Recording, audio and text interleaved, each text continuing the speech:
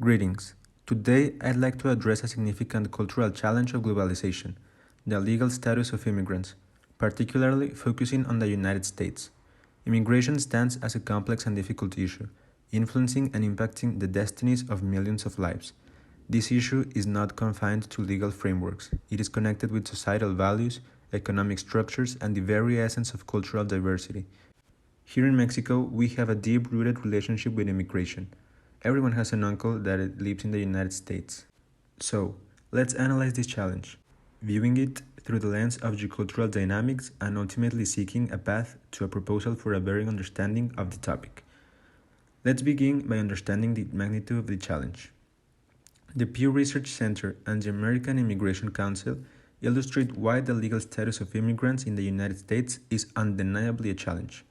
The magnitude of 11.35 million illegal immigrants in 2022, as reported by the Center for Immigration Studies, speaks volumes about the scale of the issue. However, of all of these immigrants, only half of these individuals entered the country illegally, meaning that the other half entered legally and decided to stay past their visa permission. This introduces a layer of complexity highlighting the diverse circumstances around immigration. The revelation from the American Immigration Council that the United States issues a mere 85,000 H-1B visas annually, while contending with an overwhelming 200,000 applications, underscores the challenge from a legal and bureaucratic standpoint. For context, the H-1B visa is the most commonly held work visa for the United States. This incongruity between demand and supply in the visa issuance process adds another dimension to the issue, exposing the bottleneck that exists between the legal pathway for immigrants. In essence, the challenge is not just the number of individuals residing illegally, but also the structural limitations and disparities between the legal immigration avenues. The legal status of immigrants in the United States should be regarded as a challenge due to its multifaceted nature, encompassing both the overwhelming presence of illegal immigrants and the intricate legal process that often fails to meet the demand, creating a situation of urgency in our globalized world. The statistics predominantly from the United States underscore how power dynamics play a big role in shaping the narrative. In the United States, power dynamics often favor employers, providing them with the upper hand when negotiating contracts with immigrants, as the H-1B visa can only be applied for, paid for, and renewed by the employer. And if the immigrant in question wants to get a green card, it's the same thing. The employer also has to pay for it. This not only influences employment terms, but also underscores the broader societal implications of power imbalances with the immigration discourse. Beyond the United States, the geocultural lens reveals distinct paradigms. In Japan and China, the emphasis shifts to ethnicity, where the notion of the nation as a territory for a specific ethnicity prevails. The statement of Japan's Deputy Prime Minister declaring Japan as a nation of a single race may have been retracted, but it exposes an underlying sentiment within the nation. This attitude reflects the significance placed on ethnic homogeneity in these countries, impacting policies and attitudes towards immigrants. Moving to Europe, an interplay between culture and ethnicity emerges. In countries like France, Germany, and the Netherlands, cultural assimilation assumes importance, much like the role of ethnicity plays in nations. The expectation is for immigrants to integrate into the established cultural fabric, sometimes at the expense of preserving their own cultural diversity. For example, the redefinition of what it means to be French. Yeah, maybe you aren't of European descent, but if you behave like a French, speak French, and think like a French, you might as well be French, so hurry up and give up your own cultural identity so that you can be French. This reveals a shared inclination towards cultural homogeneity, highlighting a difference in perspective compared to the United States, where diversity is much more appreciated, at least in some parts of the country. So now, we're diving into the proposal to a reform of immigration laws. This proposal isn't just about paperwork, it's about reshaping the way countries around the globe deal with people moving across borders. We're talking about making immigration faster, clearer, and fairer for everyone worldwide. Now, countries don't need to accept anyone who wants to enter their country, that's fair, but they shouldn't negate the right to immigrate of any person or reject them based on unfair reasons. Every person has the right to immigrate, and our proposal is all about making sure that right is respected. But it doesn't stop there. The attention will be on the assimilation of newcomers. And here's the deal, it's not about forcing anyone to ditch their culture of making a big fuss about it. Immigrants just want to be accepted for who they are, without the pressure to change. It's as simple as that. So, let's analyze the proposal, because we're not just talking about laws, we're talking about a shift towards a more inclusive and understanding world that could impact millions of lives. The proposal is reforming global immigration laws for fairness and inclusion.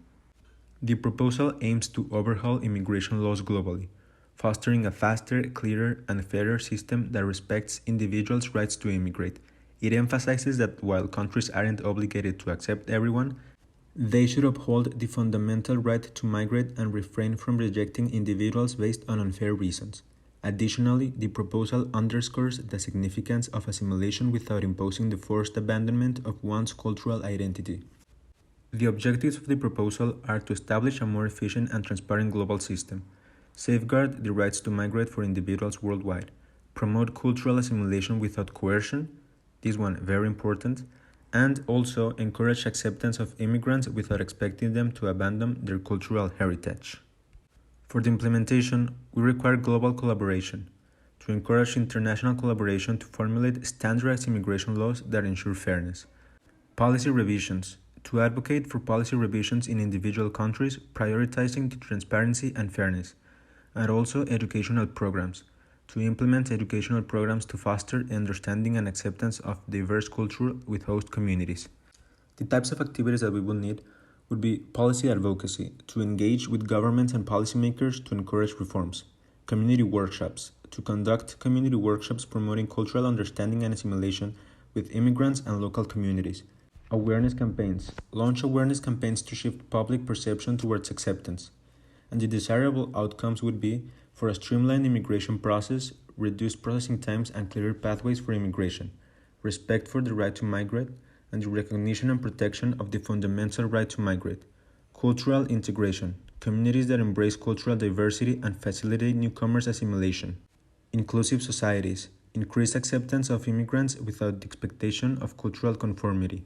The stakeholders in this proposal are the government and policymakers who are key players in shaping and implementing immigration laws and policies around immigration in all of the countries, the immigrant communities, who are directly affected by the immigration policies of every nation and are also direct beneficiaries of faster immigration processes, the host communities, which I also think are direct beneficiaries by the diversity that immigrants will bring to their community, and are impacted by immigration, crucial for fostering cultural integration, and non-governmental organizations who already have the expertise and experience of working with immigrants for much longer and much closer than most governments and local communities worldwide, and who advocate for human rights and fairness in immigration.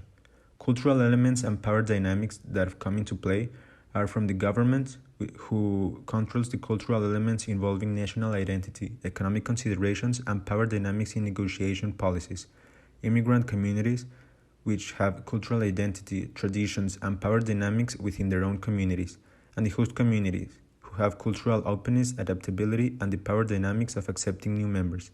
NGOs, the advocacy for cultural diversity, power dynamics in influencing policy changes. Types of resources needed. Human resources in advocates, policymakers, and educators for implementing changes, but also the same immigrants and also the people from the local communities.